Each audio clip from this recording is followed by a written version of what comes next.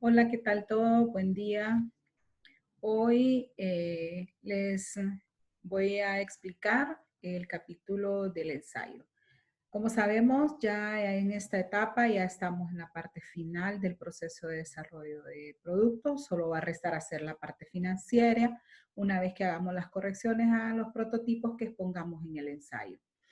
Entonces, pues, para hacer un poquito de reseña en este capítulo del ensayo de dónde venimos y hacia dónde vamos, pues recordemos que el proceso de desarrollo de productos comenzó con la generación de ideas, luego la selección de ideas, luego fueron al mercado a traer información, buscaron información para diseñar su nuevo producto. Antes del diseño hicieron su concepto de producto. Hacen entonces luego, después del concepto de producto, su diseño, lo exponen en maquetas para trabajarlo con técnicas cualitativas como los grupos focales y con sus maquetas de cómo va a quedar el diseño del nuevo producto. A continuación, entonces, del diseño del nuevo producto, entonces ustedes ya están capacitados para poder hacer sus primeros prototipos.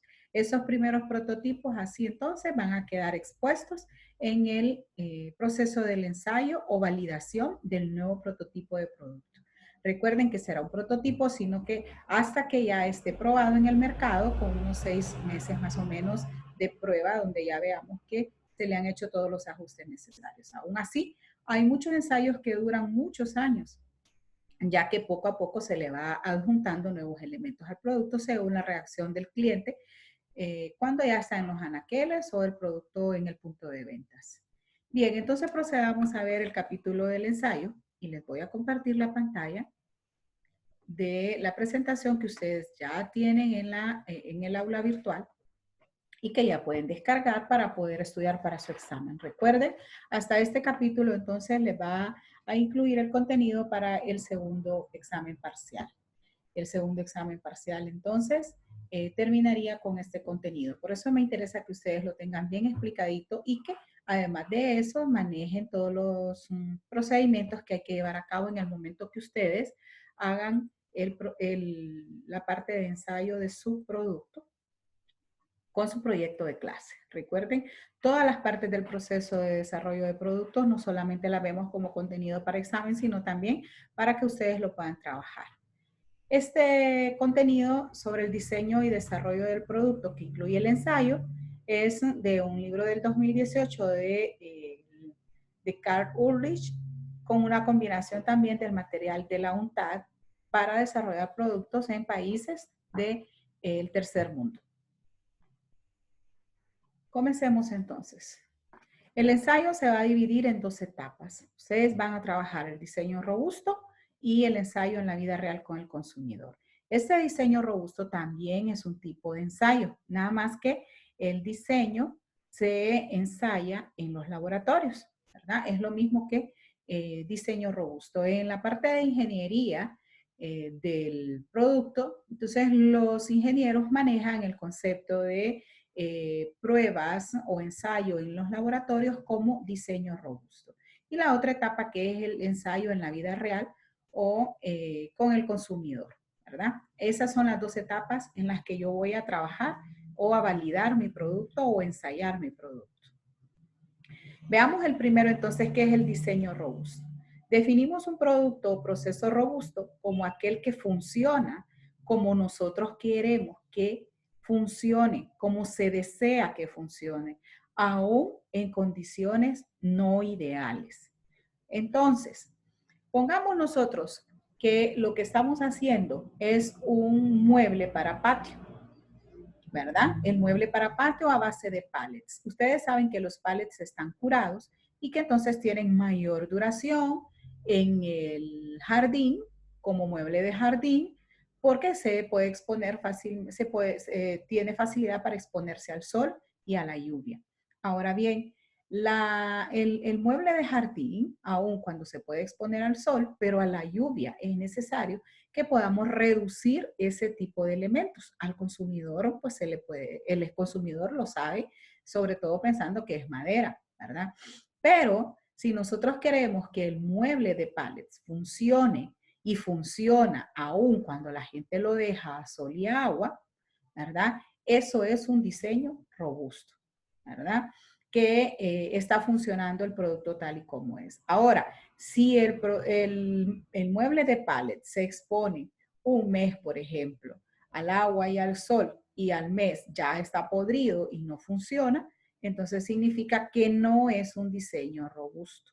Usamos entonces aquí un término muy básico que es el término ruido para describir variaciones no controladas que pueden afectar el funcionamiento, ¿verdad? Entonces, si el mueble no funcionó porque se expuso al agua durante un mes, al agua y el sol durante un mes, que es una situación o una variación no controlada, entonces, y afecta el funcionamiento, entonces lo que estamos viendo manifestarse es el término ruido. ¿Okay? No es un diseño robusto y lo que vemos es un ruido, que es la variación no controlada que puede afectar el funcionamiento del producto, ¿verdad? Decimos que un producto de calidad debe ser robusto ante factores de ruido, es decir, que aun cuando el producto, si es de calidad y se expone al agua y al sol y dura, entonces estamos hablando no solo de un diseño robusto, sino que también de un producto de alta calidad. Un diseño robusto, en conclusión, es la actividad de desarrollo de un producto para mejorar el desempeño del producto al mismo tiempo que se minimizan los efectos de ruido. Es decir, nosotros le ponemos calidad al diseño para que sea un diseño robusto y aún con factores de ruido, eh, el producto funcione bien. Entonces, en diseño robusto, o mejor dicho, en el producto se minimicen los efectos de ruido. El diseño robusto empleamos experimentos, pruebas de laboratorio, etcétera. Entonces, nosotros lo que tenemos que comprobar con esas pruebas de laboratorio o esos experimentos, es que el diseño sea un diseño robusto. Si vemos entonces que con factores de ruido el producto no funciona o no se minimizan los efectos de ruido en el producto, que tal vez los efectos, por ejemplo, hablemos siempre el mueble de pallets. El mueble de pallets, si está un año todos los días a sol y agua, ya sabemos que se va a podrir, ¿verdad? Eso está claro. Pero cuando decimos que es un diseño robusto, minimiza los efectos de ruido, entonces estamos hablando de que ese mueble, aun cuando esté expuesto al sol, van a pasar 6, 7, 8 meses y el mueble va a estar bueno, ¿verdad? Ahora, si solo pasó un mes, entonces ahí ya no es un diseño robusto. El proceso de diseño robusto se ejecuta, y ustedes lo van a hacer, en 5 pasos. Primero, hay que identificar los factores que nosotros a nuestro alcance están al control y que tienen que ver con el ruido. Y también hay que identificar, además de los factores de control, los factores de ruido y las métricas de desempeño. En el primer paso identificamos 3 cosas, ¿verdad? Número 1, factores de control, o sea, ¿qué factores podemos controlar nosotros para mejorar el diseño? Número 2, ¿cuáles son los factores de ruido? O sea, aquellos factores que siempre van a pasar, pero que nosotros no podemos controlarlos porque eso depende del consumidor y el uso que le dé al producto. Y las métricas de desempeño, es decir, ¿cómo podemos medir nosotros que el diseño sea robusto y que minimice los factores de ruido? Ese es en el primer paso. En el segundo paso hay que formular una función objetivo, es decir, vamos a plantear las funciones del producto en forma de objetivo. ¿Cómo nosotros queremos que funcione el mismo producto o el producto en su diseño? El paso número 3, vamos a hacer los experimentos, ¿verdad? Mejor dicho, vamos a hacer el plan para hacer el experimento. En el paso 4 vamos a ejecutar el experimento y en el 5 pues sacamos los resultados del experimento y analizamos esos resultados para ver qué cosas podemos mejorar y qué cosas podemos cambiar del diseño. Vayamos al primer paso entonces. Dice, número 1, recuerden, factores de control. Número 2, factores de ruido. Y número 3, métricas del desempeño. Ahora, ¿qué es lo primero que yo voy a hacer? Identificar las variables del diseño bajo control durante el experimento. Se usan para explorar el desempeño del producto bajo las numerosas combinaciones de puntos de referencia de parámetros.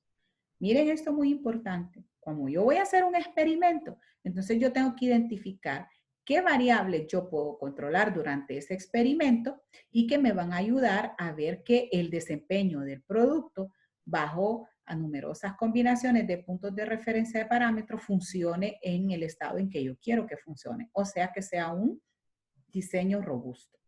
Ahora, los factores de ruido. Hay que visualizar cuáles son las variables que nosotros no podemos controlar de manera explícita, así como decir que el cliente ponga el mueble de paleta al sol y al agua todos los días durante un año, ¿verdad? Y que durante ese proceso de uso, de manufactura o de operación del producto, pues entonces nosotros no tenemos al alcance de controlar. Y hay que ver cuáles son las métricas en cómo nosotros vamos a visualizar el desempeño del producto, las especificaciones de interés del producto en el experimento. Paso número 2, formular una función objetivo. Las métricas del desempeño. Bien, antes de ver la función objetivo, entonces yo quiero que ustedes me aprendan a hacer estos dos pasos. Entonces, yo les voy a dar ejemplos de cómo hacerlo. En el paso 2 dice que hay que formular una función objetivo. Las métricas de desempeño del experimento deben transformarse en una función objetivo que se relacione con el desempeño robusto deseado.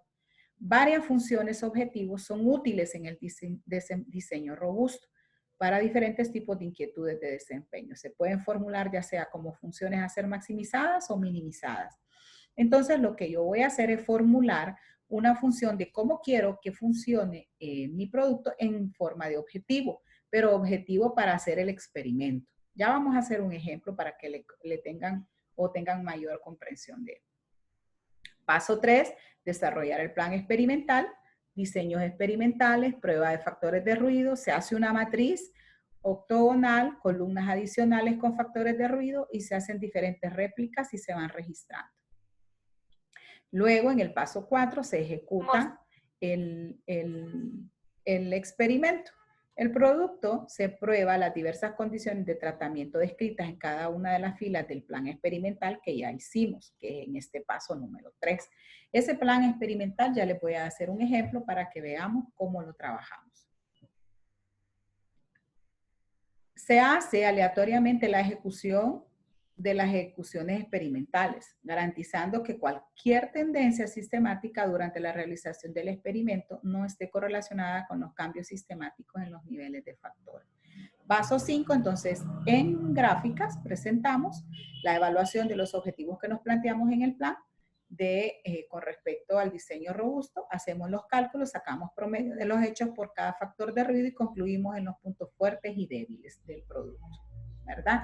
Esto es en esa parte. Ahora, vamos entonces a trabajar aquí el desarrollo del plan experimental. Voy a salir medio de esta presentación y voy a trabajar un PowerPoint para que ustedes vayan viendo cómo se hace el plan experimental. Ya les voy a compartir la pantalla para que vayan viendo. Bien, plan experimental. Voy a compartirles ahora.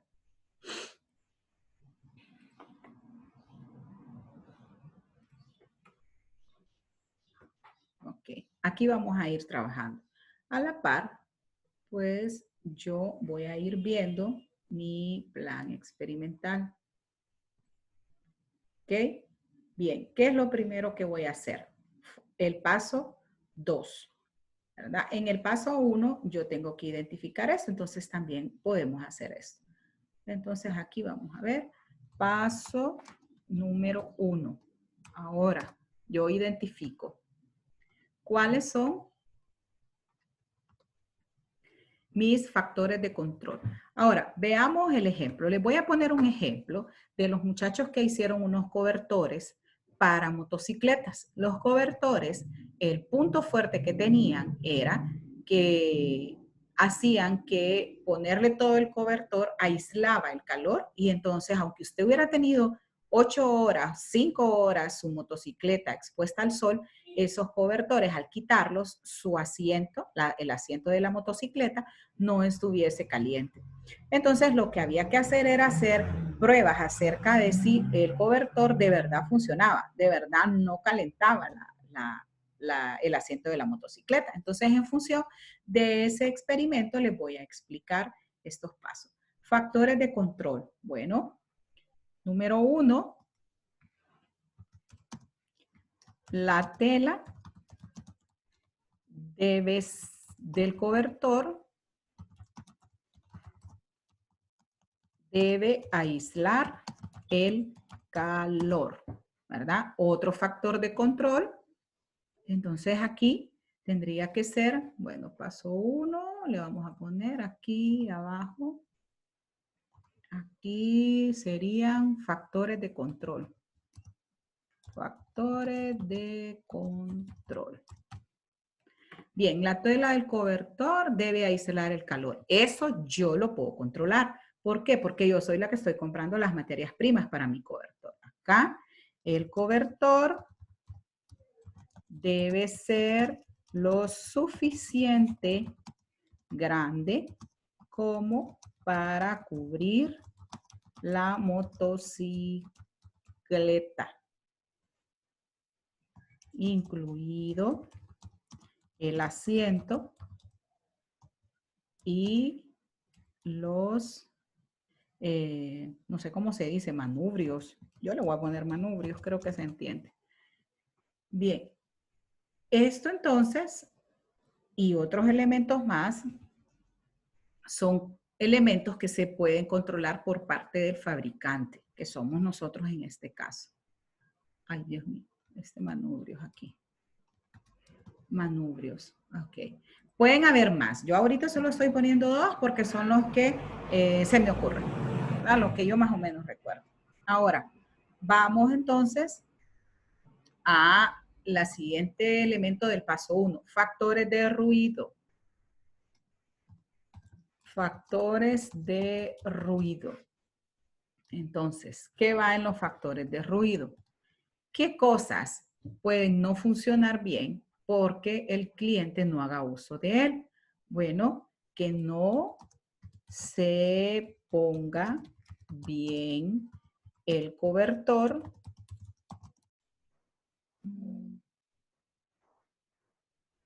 Bien, creo que me dejó de compartir. Vamos a volver a compartir. Aquí. Aquí está.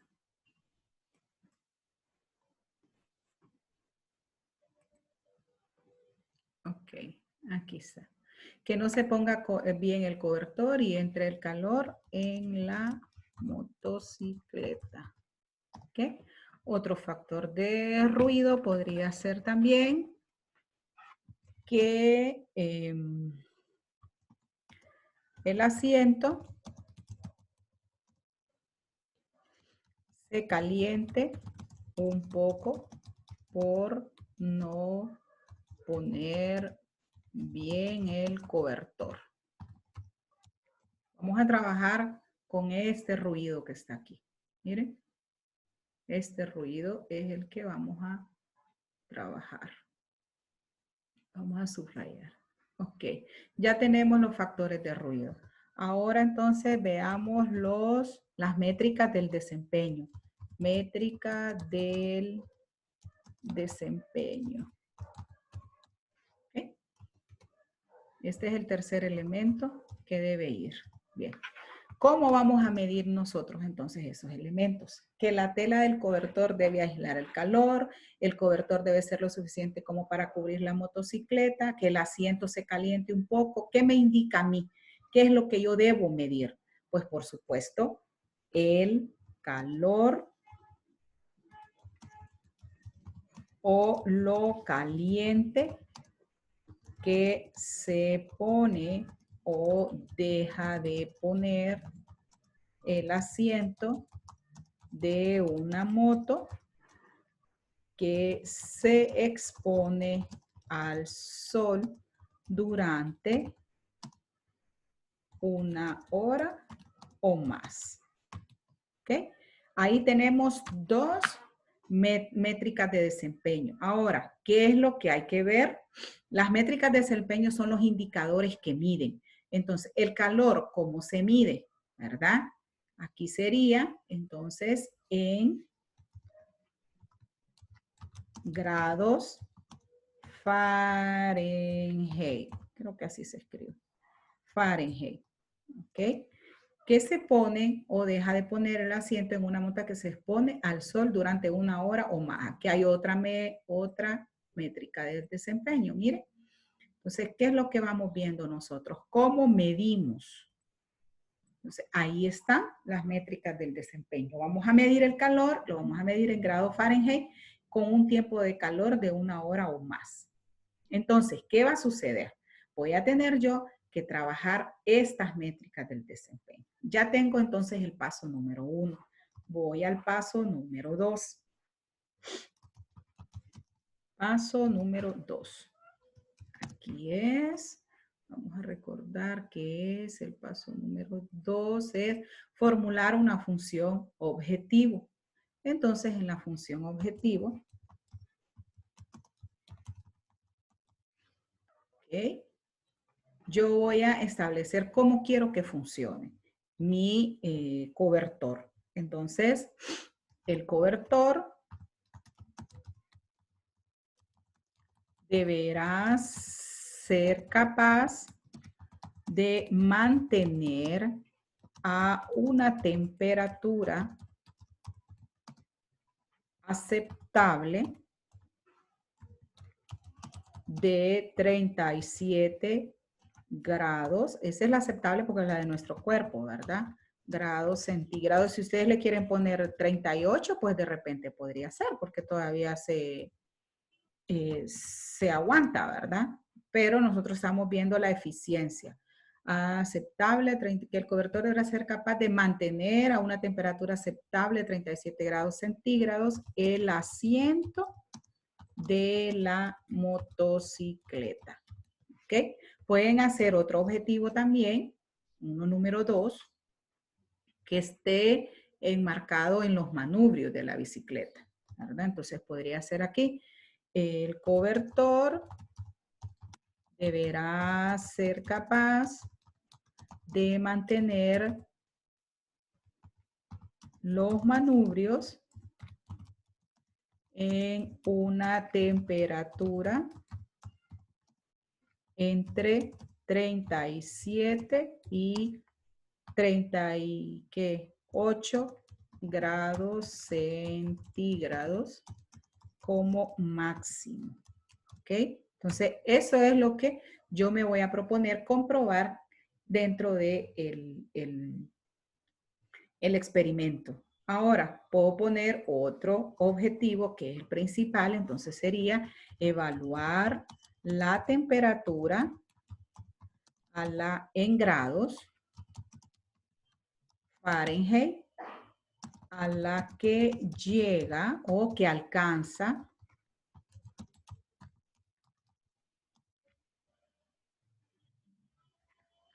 el asiento de una moto sin usar el cobertor Supermax, le voy a poner. Bueno, viéndole, que ya le puse un nombre. O el super cobertor. Ahí le voy a dejar el cobertor. Okay, entonces, ¿qué voy a hacer yo? Comparar sin el cobertor y comparar con el cobertor para poder ver la diferencia. Entonces, eso es el experimento.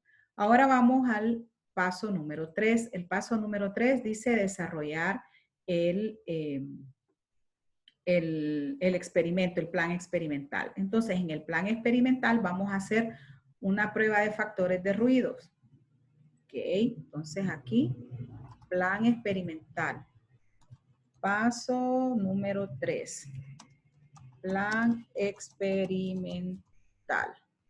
Entonces aquí me indica que lo que tengo que hacer son las pruebas de factores de ruido. Pruebas de factores de ruido. Ok, entonces ahora hago una tabla de entrada. Ok, insertar una tabla. En la primera columna le voy a poner el objetivo que me planteé, la función objetivo, luego la métrica de desempeño, luego cómo voy a hacer el experimento, luego los resultados. ¿Ok? Entonces aquí le voy a poner estos tres. Vamos a traerla acá. Entonces aquí va a ir la función objetivo. Número 1. Acá la función objetivo. No, función objetivo le voy a poner, le voy a escribir aquí. Y aquí va la métrica de desempeño. Aquí el experimento, cómo lo voy a hacer. Y aquí los resultados. ¿Okay? Entonces, veamos la primera. Lo que yo voy a hacer es, la tela del cobertor debe aislar el calor, factores de ruido es lo que vamos a hacer. Que el asiento se caliente un poco por no poner bien el cobertor. Eso. Entonces, la métrica de desempeño que tenemos es medir el calor en grados Fahrenheit que se pone o deja de poner el asiento. Esa es la métrica. Entonces, aquí 1 hora o más la vamos a copiar y la traemos aquí. Métrica del desempeño. Ok. Vamos a ver con qué va esta función objetiva. Objetivo. El caliente en grados Fahrenheit que se pone, el calor o lo caliente en grados que se pone o deja de poner, o no, se pone o deja de poner. Entonces vamos a ponerlo aquí en se pone. Aquí se pone, ¿por cuánto se pone el asiento? ¿Ok? Entonces sería la primera función objetivo. Evaluar la temperatura en grados Fahrenheit que alcanza el asiento. Entonces la vamos a poner aquí. Ok, ahí. El calor o lo caliente en grados. No me la agarro. Aquí, copy.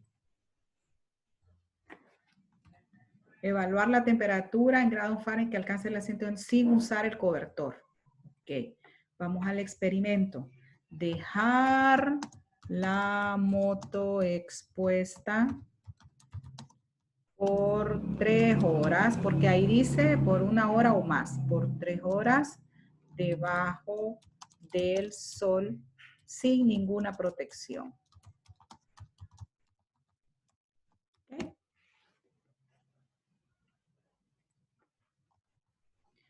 Ahora los resultados fueron, vaya, yo recuerdo que los muchachos lo hicieron, pero no me acuerdo bien los resultados, pero vamos a escribir aquí. La moto, podemos escribir aquí que se van a hacer evaluaciones cada hora.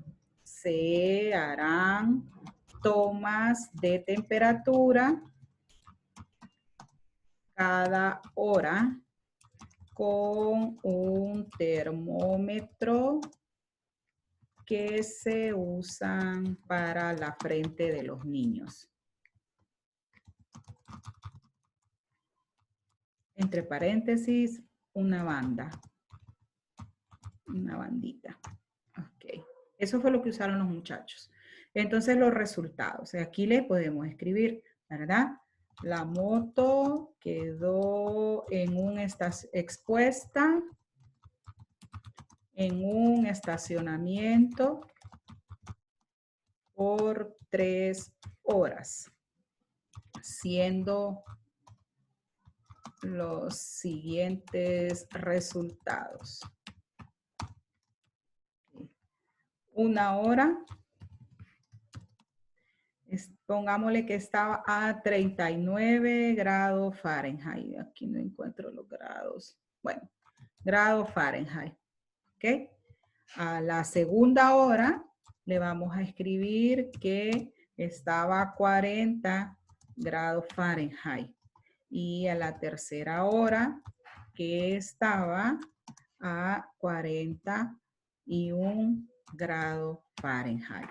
Podemos escribir aquí entonces a la par, insertar una columna.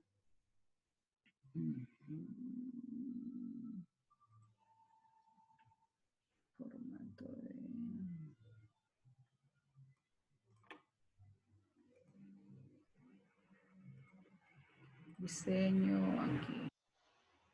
Quiero ponerle una columna donde tabla. Ay, hombre. Quiero insertarle una columna donde lo que yo, acá está, insertar.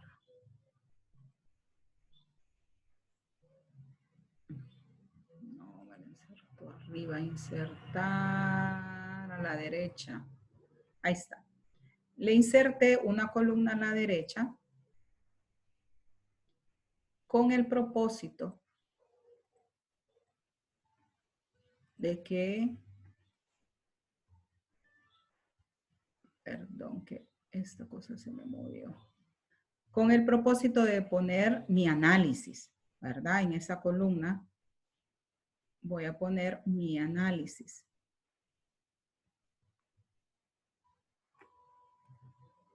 Ese análisis son como las conclusiones que nosotros sacamos. ¿Okay? Entonces aquí podemos decir que por cada hora se incrementaba el calor 1 grado Fahrenheit. ¿Okay? Porque aquí tenía 30, 40 y 41. Ese es el promedio. Esas cosas las pueden escribir ustedes. Bien, ya tenemos entonces el plan experimental y al mismo tiempo ya hicimos el experimento. Paso 3 y 4 hicimos aquí, ¿verdad? Porque el plan experimental llega hasta donde yo pongo la función objetivo aquí, la métrica del desempeño. Ya cuando yo, y el experimento, los resultados y el análisis, entonces forma parte del paso número 4, que el paso número 4, recuerden que era ejecutar el experimento. Entonces, con ese paso número 4 son resultados y análisis. Entonces, esta es la función objetivo primero, pero también voy a poner la otra función de la primera. El cobertor debe ser capaz de mantener en el asiento. Entonces, ustedes copian la del asiento y la llevan acá a la función objetiva. Y ponen lo mismo, el calor, esta que está acá, está aquí la métrica. El calor aquí. Ok, aquí, este. El calor o lo caliente en el grado Fahrenheit que se pone o deja de poner el asiento de una moto que se expone al sol. Entonces, se pone, ya hicimos deja de poner, entonces se pone.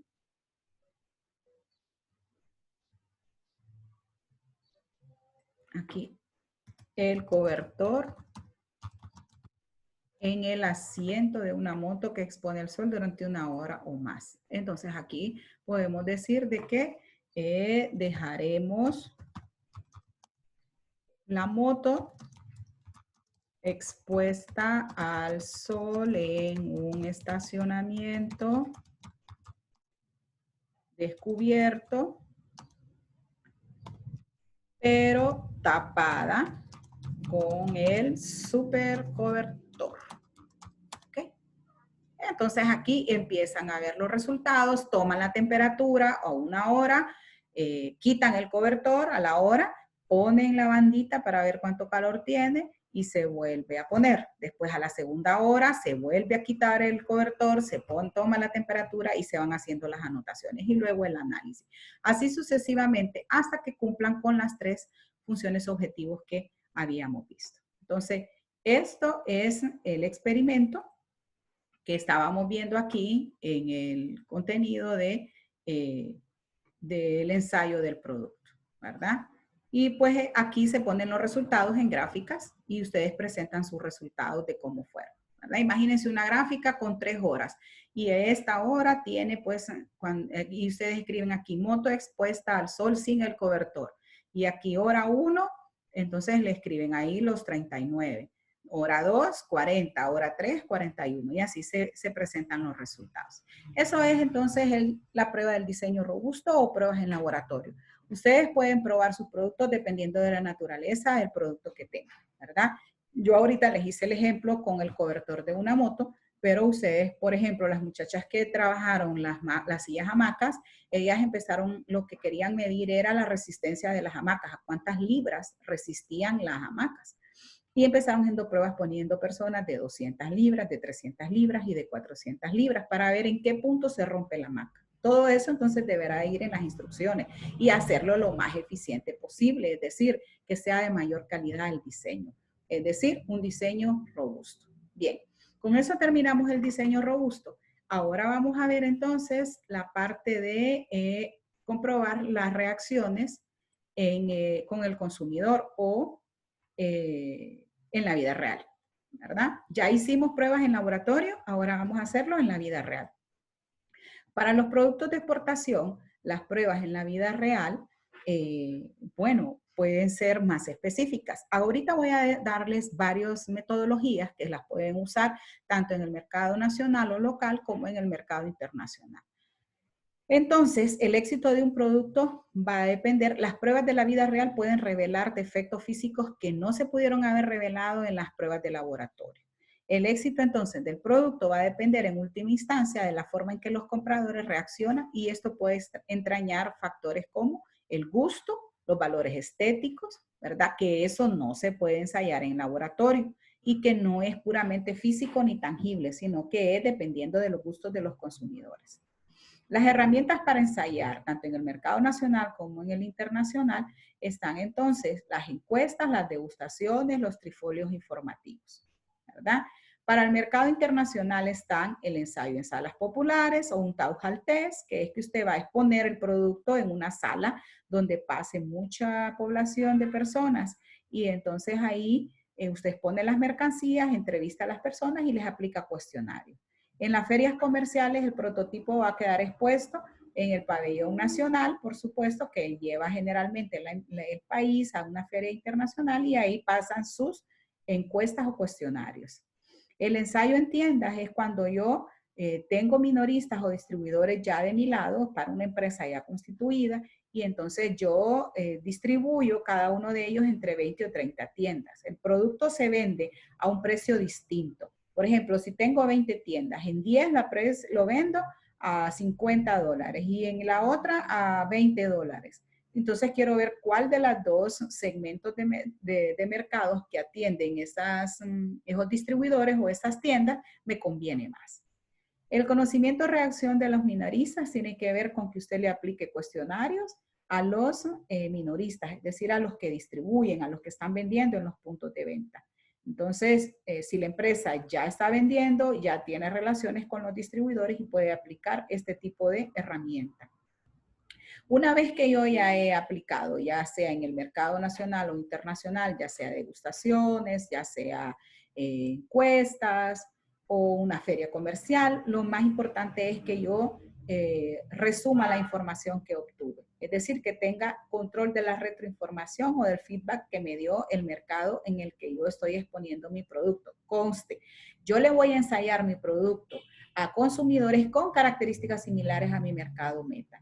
Ojo con esto, no a familiares y amigos que no reúnan los requisitos de mi segmento de mercado. Entonces, el control de la retroinformación va a tener que ver con el valor de cualquier tipo del ensayo que depende de la cantidad. O sea, mi ensayo fue valioso si yo traigo suficiente información. También de las reacciones que me esté comunicando el equipo de desarrollo. También las declaraciones vagas o aprobación o de reprobación no proporciona orientación que yo necesito. Tienen que ser elementos concretos. Por eso las encuestas que ustedes van a aplicar en el ensayo tienen que decir elementos concretos, preguntar cosas concretas. Es importante utilizar cuestionarios que digan elementos concretos, ¿verdad? Bien, por ejemplo, dice, si se encuentra usted y le pregunta a una consumidora que ha probado una muestra de un producto alimenticio, si le gusta, lo probablemente es que obtenga una respuesta vaga, cortés y que le diga, sí, sí me gusta. En cambio, si usted no le pregunta si le gusta, sino que usted le dice, bueno, ¿qué le parece este nuevo jabón? ¿Le parece suave? ¿Le parece apropiado para la ropa? ¿No le parece apropiado para la ropa? ¿Le parece demasiado pesado para la ropa que usted lava? ¿Verdad? O, por ejemplo, en este caso, ¿encuentra usted el sabor de este producto bastante dulce, no lo suficientemente dulce? demasiado dulce. Ven, las escalas de Likert me ayudan mucho en esta parte, mientras que ella le puede decir, ah, bueno, para mí es demasiado dulce. Y tal vez a usted le pudo haber dicho que le gustaba, pero cuando le dice que es demasiado dulce, entonces usted tiene que saber que si la mayor cantidad de frecuencia de los resultados de las encuestas dicen que está demasiado dulce, usted le tiene que bajar a lo dulce. Para eso es este ensayo, para hacer las correcciones necesarias. Entonces, una vez que yo ya he aplicado las encuestas, lo que voy a hacer es también, además de ensayar el producto, tengo que ensayar el envase, la etiqueta. Tengo que preguntar del envase, la etiqueta, los colores, las presentaciones, el sabor, el color, todo ese tipo de cuestiones, ¿verdad? Y presentarlo en gráficas los resultados. Y ahí mismo, después de tener estos datos, voy a hacer el examen. Además de hacer la gráfica, voy a hacer el examen del proyecto. El examen del proyecto incluye ingresos y costos. Ahí tengo que poder establecer ya cuánto me va a costar producir tantas unidades y cuánto por ingreso, según el precio que ustedes ya le asignaron, cuánto por ingreso voy a tener, ¿verdad? Bastará simplemente con ponerse al día con respecto a los costos y a proyectar ingresos. El examen del proyecto tiene que incluir la producción de prototipos, determinar la reacción del mercado, cuánto se gastó en la producción de ensayo, primeros ensayos que se hicieron. Todos los costos deben estar incluidos en el examen del proyecto, ¿verdad? El examen del proyecto me sirve a mí para que la dirección de la empresa ponga al día todas sus estimaciones y saber si este proyecto va a ser rentable para mí o no, ¿verdad? Aquí está cómo se presenta el examen del proyecto y concluir si es posible financiar la producción y el lanzamiento en la fecha prevista. En caso afirmativo, bueno, pues resulta aceptable la rentabilidad del proyecto, pues hay que darle a ese proyecto, hay que darle la ejecución. Si no, pues entonces hay que hacer las correcciones. Por último, en este capítulo quiero que vean la radiografía del producto. La radiografía es un pequeño documento de control que sirve de control que desempeña dos funciones básicas. Primero, orienta la acción de todo el personal relacionado con el producto y segundo, garantiza la continuidad de actividad cuando se cambian personas. Todo el mundo puede estar enterado qué es lo que yo estoy haciendo, qué quiero que tenga el producto y cómo lo debe tener. Aquí hay los componentes, son 6. Primero se describe el producto, luego se hacen los atributos materiales, luego se hace la incitación al consumidor, la imagen de marca deseada, el lugar en el mercado que este va a ocupar, el perfil de los usuarios. Hasta ahí es los componentes de la radiografía. Para que ustedes tengan una mejor idea, ahí está un ejemplo que les puse. Ustedes ven cómo lo hicieron en la radiografía de un jabón que se llama Suavísimo. Y de eso les va a servir de referencia para que hagan la radiografía de su producto. Ya ahorita para la segunda unidad les voy a poner el contenido completo de su proyecto y así van a ir ustedes armando en función de lo que ya han venido trabajando y lo que les hace falta trabajar, ¿verdad? ¿Cuáles son las funciones de la radiografía? Bueno, nos ayuda a describir el producto, a establecer las materias primas que necesitamos, a incitar al consumidor, la imagen de marca que deseamos está bien clara y especificamos el lugar en el mercado. Cada una de las secciones ahí dice cuáles sirven para qué cosa. Por ejemplo, en la descripción del producto sirve para seleccionar las materias primas. En los atributos materiales también. En la incitación al consumidor sirve para la estrategia publicitaria, la imagen de marca deseada también para la parte publicitaria, para el envase y el precio. Y así sucesivamente. Bien, con esto terminamos el capítulo del ensayo que lleva un poquito más de trabajito y que ustedes pues lo van a poder hacer en su proyecto. Espero que esta explicación que les haya dejado les sirva para su proyecto y también para estudiar para su examen. Que tengan un feliz día y ha sido todo de mi parte. La segunda unidad la terminamos entonces en este contenido. Muchas gracias y feliz día.